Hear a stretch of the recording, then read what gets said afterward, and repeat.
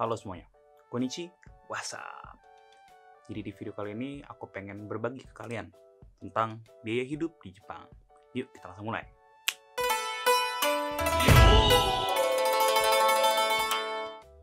Seperti yang aku udah janjiin di video sebelumnya, nih di video yang ini nih. Kan aku bilang tuh, kalau misalnya aku bakal bahas tentang biaya hidup di Jepang. Nah, yaudah, nggak usah basa-basi, kita langsung masuk ke topiknya. Oke, yang pertama kita bakal bahas tentang yang namanya apartemen atau kos-kosan yang ada di Jepang. Nah, buat yang belum nonton video tour apartemen yang ada di Jepang, nih bisa nonton, ada di sini ntar ya. Oke, jadi biaya apartemen aku itu berkisar 18 ribuan sampai 19 ribuan per bulannya. Itu tuh udah termasuk air, listrik, gas, sama internet. Tapi kan tiap musim itu pemakaian listrik, air, gas itu kan selalu berubah-ubah tergantung musimnya. Kayak misalnya lagi di musim dingin nih, umumnya tuh pemakaian gas dan pemakaian listrik itu lebih banyak. Jadinya mendingan tuh siapin aja sekitaran 20.000 yen. Apartemennya kok murah sih, Maru? Nah, itu dia. Aku tuh hoki banget sebenarnya dapat apartemen ini. Jadi kalau misalnya bagi aku ya, yang namanya apartemen itu tuh kan cuman sebagai tempat tinggal, sebagai tempat tidur, dan sebagai tempat berlindung dari yang namanya hujan, panas, atau segala macem. Jadinya aku cari apartemen yang murah. Jadi apartemen ini tuh emang bangunannya udah tua, makanya jadinya murah. Terus juga aku tuh tinggalnya bertiga. Kan di apartemen aku kan ada 3 kamar tuh. Nah, kamarnya tuh tiga-tiganya kita pakai. Jadinya setiap orang punya kamar sendiri-sendiri. Nah, dengan tinggal bertiga itu, yang namanya yacin atau uang sewa apartemennya itu, jadi lebih murah lagi. Yang selanjutnya itu adalah uang makan. Nah, jadi uang makannya itu aku tuh nyiapin sekitar 20.000 yen. Soalnya aku tuh tipe orang yang jangan pelit sama perut. Soalnya kalau misalnya kita pelit sama perut, terus kita sakit, berarti tandanya kita nggak bisa produktif lagi. Nggak bisa nge-YouTube, ya kan? Nggak bisa kerja juga, terus nggak bisa sekolah. Terus juga dengan nyiapin 20.000 yen ini, umumnya tuh uangnya nyisa kok. Dan nantinya kalau misalnya uang ini ada sisa, aku tuh bakal tabung. Gitu. Apa kalau nggak ya aku pakai buat makan-makan enak. Nah, uang makan ini tuh juga murah banget. Cuman 20.000 yen itu tuh di Jepang tuh murah banget. Kenapa bisa murah kayak gitu? Soalnya saya kerja di restoran. Nah, jadi setiap kali kalau misalnya saya kerja di restoran, dapat shift-nya malam, shift yang bakal nutup restoran, umumnya kan ada makanan sisa. Nah, saya sering disuruh bawa pulang itu makanannya. Jadi ya, menurut saya sih itu ngebantu banget ya buat yang namanya ngirit, buat yang namanya meminimalisir pengeluaran uang di sektor makanan. Bukan cuma ngebantu di segi finansial, tapi juga ngebantu di segi waktu. Jadinya tuh lebih hemat. Pulang, tinggal ngambil nasi, terus makan lauknya udah jadi. Enak kan? Jadi buat temen-temen yang mau ke Jepang, aku sih rekomendasiin banget nih kalau misalnya emang kepengen kerja tuh di restoran. Apalagi kalau yang restorannya bisa ngasih kita makanan. Itu kan jadi ngebantu kita banget deh. Terus yang selanjutnya itu adalah kebutuhan rumah tangga. Kayak misalnya sabun cuci piring, sabun mandi, sampo, odol, terus sabun cuci muka. Ya pokoknya lain-lainnya deh. Kalau menurut aku sih ya, itu tuh tergantung dari cara pakainya kita. Kita makainya boros apa enggak. Terus juga kan gaya hidup setiap orang kan beda-beda. Ada yang kepengen pakai sabunnya masih sabun mahal nih. Kalau nggak kulitnya gatel gitu. Kalau nggak masih pakai sampo mahal nih. Mungkin kulit kepalanya sensitif, jadinya suka ketombean. Nah, masih pakai sampo khusus kan tiap orang beda-beda. Nah, untungnya sih aku tuh nggak punya masalah sama tubuh aku. Terus juga aku tipe orang yang cuek, jadinya aku beli sampo, sabun, ya yang mana aja gitu loh. Yang murah ya udah beli aja. Jadinya dalam sebulan aku tuh ngabisin kurang dari 5.000. Oh ya, ada tips nih. Jadi kalau misalnya kalian kepengen beli sabun, sampo, atau sabun cuci piring itu, mendingan beli yang ukurannya gede sekalian, yang jumbo sekalian.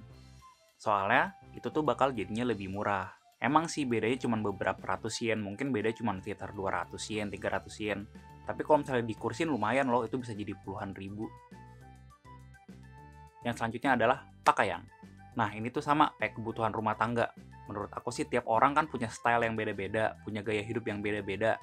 Ada yang demen pakai baju mahal, ada yang cuek kayak aku, pakai baju apa aja jadi. Nah, karena aku tipe yang cuek, mungkin tuh dalam setahun ya aku beli baju cuma sekitar 3-4 kali deh kayaknya. Paling yang rada makan uang itu pas lagi awal dateng. Kan kita nggak punya baju apa-apa nih, nggak punya persiapan apa-apa. Jadi misal pas lagi musim dingin datang, apa kalau nggak pas udah mau musim dingin, yaitu musim aki, musim gugur. Nah, itu kan butuh baju yang rada tebel tuh, butuh baju yang emang bisa buat nahan dingin. Soalnya pokoknya beda deh, baju tebel yang ada di Indonesia sama baju yang ada di sini, itu tuh beda banget. Entah kenapa baju yang di Indonesia walaupun tebel, kalah anget sama baju yang ada di sini. Makanya pas awal datang, aku tuh nyari-nyari baju yang buat musim dingin dan baju ya pokoknya baju-baju anget gitu deh. Nah, itu aku ngabisin sekitaran 15 ribuan yen buat beli baju itu. Aku dapat sekitar berapa setel ya? 1, 2, 3, sekitaran 4 setel. Dengan 15 ribu itu aku dapat sekitaran 4 setel. Nah, terus juga tips lagi nih, kalau misalnya emang kepengen beli baju tebel kayak gitu atau beli baju musim dingin kayak gitu, mendingan tuh belinya setelah musim dingin, jadinya pas lagi di musim haru, musim semi. Nah, itu kalian beli, soalnya mereka kan pada cuci gudang kan, karena kan ya itu baju musim dingin, mereka harus ganti ke baju yang musim seminya. Nah, itu kalian beli pas saat itu, pasti bakal dapet diskon, jadinya dapat baju baru dengan harga murah. Atau cara keduanya itu, ya beli di toko second. Menurut aku sih, yang namanya baju musim dingin kan dipakai kan di luar kan, entah kita dalamnya pakai baju panjang, terus baru pakai baju tebel itu, jadinya ya nggak gitu jijik banget deh. Soalnya lumayan banget loh, bisa murah banget. Jadi misal nih, baju musim dingin di toko second itu tuh bisa dijual cuma sekitar 900 perak atau cuma 1000 yen. Bayangin aja coba, baju musim dingin harganya cuma 100 ribuan. Terus yang selanjutnya yaitu biaya transportasi dan biaya komunikasi atau internet. Nah, kalau menurut aku sih buat biaya ini ya, tergantung di mana kita tinggalnya. Kalau misalnya kalian tinggalnya di kota-kota gede yang emang membutuhkan transportasi umum, mungkin biayanya bakal naik. Tapi kalau di case-nya aku, di kasusnya aku tuh jarang banget pakai yang namanya transportasi umum. Pertama, karena emang transportasi umumnya itu ya jarang ada, namanya juga di desa. Terus ya aku lebih seneng aja naik sepeda ataupun jalan kaki. Kalau buat aku sih ya hitung-hitung jadi kayak olahraga lah, lebih sehat. Maka dari itu bisa dibilang biaya transportasi aku itu cuma 0 yen, alias gratis. Dan untuk biaya komunikasi atau biaya internetnya HP, nah ini nih yang mahal nih menurut aku. Jadi dalam sebulan itu aku harus mengeluarkan sekitar 10.000 yen buat biaya internet HP aku. Dapatnya gede sih, setiap bulan itu aku dapat 20 GB. Cuman menurut aku ini tuh mudah banget, sia-sia banget. Soalnya di rumah kan juga udah ada wifi, terus punya internet 20 giga, itu tuh suka nggak habis gitu loh. Maka dari itu buat teman-teman yang bakal tinggal di apartemen atau kalau nggak tinggal di asrama sekolah yang emang udah ada internet, mendingan beli paket internetnya yang kecil aja. 10 giga aja tuh udah cukup menurut aku. Terus Maru, kenapa kagak diturunin aja paket internetnya? Nah, ribetnya di Jepang tuh kayak gini. Aku nggak nurunin paketnya, soalnya tuh prosesnya rumit banget. Terus juga pas awal aku dateng, aku kan belum umur 20 tahun. Jadinya aku tuh nggak bisa kontrak HP atau kalau nggak kontrak internet itu dengan nama pribadi aku. Aku tuh mesti punya yang namanya hosyonin atau penjamin. Nah, kebetulan pada saat itu penjaminnya itu tuh sekolah bahasa aku. Nah, jadi emang dari awal tuh udah dikontrakinnya buat yang 20 GB itu. Tapi dalam waktu deket ini sih aku ada rencana kepengen ganti provider ke yang lebih murah. Jadi hemat. Yeay. Terus selanjutnya adalah pengeluaran lain-lainnya, kayak misalnya asuransi atau Irio Hokeng, dan juga dana darurat. Irio Hokeng itu kalau bahasa Indonesianya lebih kayak BPJS, jadi kayak kartu buat asuransi kesehatan kita. Ini tuh wajib banget dibayar setiap bulan, supaya kalian nggak kena masalah, dan kalau misalnya kalian sakit, pemerintah itu tuh bakal nanggung sebesar 70%-nya. Jadi kalian cuma bayar 30%. Jadi seandainya kalian ke rumah sakit, dan mesti bayar uang sebesar 1 mang atau 10.000 yen, nah, pemerintah tuh bakal bayar sebesar 7.000 yennya. Dan kalian cuma bayar 3.000 yen. Jadi menurut aku sih itu ngebantu banget kalau misalnya kalian tiba-tiba sakit atau ada hal apa yang kalian mesti ke dokter. Nah, buat Irio Hokeng atau tagihan asuransi ini, itu tuh bisa kalian bayar di kombini atau minimarket terdekat. Terus buat asuransi ini, itu tuh ngikutin yang namanya gaji kita. Jadi semakin gaji kita tinggi, si Irio Hokeng atau asuransi kesehatan ini juga bakal semakin tinggi. Jadi kesimpulannya tagihan ini setiap orang berbeda-beda. Nah, tapi kalau di kasusnya aku, kebetulan aku tuh dapetnya lumayan mahal, sekitar 5.000 yen per bulannya. Nah, terus juga aku tuh selalu nyiapin yang namanya dana darurat.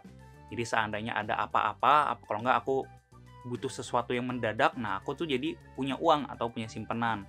Jadi setiap bulan itu tuh aku nyiapin sekitaran 10.000 yen Nah, nantinya kalau misalnya uang ini nggak kepake, aku bakal masukin lagi ke bank dan jadi tabungan aku. Yes! Dan yang terakhir, yang paling mahal adalah uang sekolah. Aku sih nggak tahu ya, sekolah bahasa lain harganya berapa, tapi kalau misalnya buat sekolah bahasa aku, menurut aku itu tuh mahal. Jadi sistem bayar sekolah bahasa aku itu tuh per 6 bulan. Jadi setiap 6 bulan sekali, nah itu tuh aku mesti bayar uang kisaran 300.000 yen lebih. Atau kalau dirupiahin mungkin sekitar 39 juta sampai 40 jutaan per 6 bulan loh ya. Tapi untungnya aku udah lulus, yeay. Nah, terus di universitas aku yang selanjutnya ini, itu tuh aku dapat uang sekolah murah. Per tahun ya, ini per tahun loh, berarti per 12 bulan ya. Itu aku tuh bayarnya sekitar 330.000 yen. Atau kalau di kurs rupiahin sekitar 45 jutaan. Itu per tahun loh. Oke, kayaknya itu udah semuanya. Kalau gitu kita totalin satu persatu. Yang pertama adalah apartemen sebesar 20.000 yen. Terus selanjutnya adalah uang makan sebesar 20.000 yen. Dan kebutuhan rumah tangga sekitaran 5.000 yen. Internet HP sebesar 10.000 yen. Asuransi sebesar 5.000 yen. Terus biaya darurat yang tadi aku sebutin sebesar 10.000 yen. Jadi totalnya per bulan adalah 70.000. Jadi per bulan itu kita mesti punya uang sebesar 70.000 yen kalau misalnya kepengen hidup di Jepang. Jadi buat om atau tante yang kepengen anaknya yang pergi ke Jepang, apa kalau enggak yang emang kepengen tinggal di Jepang, terus juga buat teman-teman yang kepengen sekolah di sini ataupun kerja di sini, nah kurang lebih beginilah gambaran biaya hidup di Jepang. Sekali lagi aku ingetin ya, ini tuh relatif, tergantung di mana tempat kita tinggal dan gaya hidup kita. Oke, jadi pasti banyak dari kalian yang bertanya-tanya, apakah uang part-time di Jepang cukup buat nutupin biaya hidup di Jepang? Jawabannya adalah ya, cukup aja. Tapi ingat, nggak termasuk uang sekolah loh ya. Kalau misalnya masih bayar uang sekolah, menurut aku sih itu nggak bakal cukup. Jadinya ada beberapa nih sekolah-sekolah bahasa ataupun penyalur-penyalur yang bisa nyalurin kalian ke Jepang itu bakal bilang kayak misalnya, oh tenang aja, nanti di situ kalian bisa ini kok, bisa part time, terus uang sekolah, uang biaya hidup segala macam bisa ketutup. Itu tuh bohong, itu tuh bullshit. Jangan percaya itu. Mungkin sih bisa ketutup, tapi dengan yang namanya kerja 2. Jadinya kalian tuh part time sebanyak 2. Dan umumnya itu rata-rata tuh lebih dari 28 jam. Nah, ini nih ilegal. Jadinya hati-hati banget. Yang ada kalau misalnya kalian kerja lebih dari 28 jam, kalian tuh bisa ditangkap polisi dan dideportasi. Oke, sekian video kali ini. Semoga bermanfaat ya buat para penonton dan juga bisa menjadi gambaran buat kalian. Kalau video ini dirasa bermanfaat, tolong di like ya. Terus juga kalau yang punya pertanyaan, tulis nih di kolom komentar. Terus juga dukung channel ini terus dengan cara di subscribe dan di share ke semua orang. Yang terakhir, channel ini upload setiap 2 hari sekali. Jadi buat yang nggak mau ketinggalan, nyalain loncengnya. Yaudah, sekian dari aku. See you, Nara.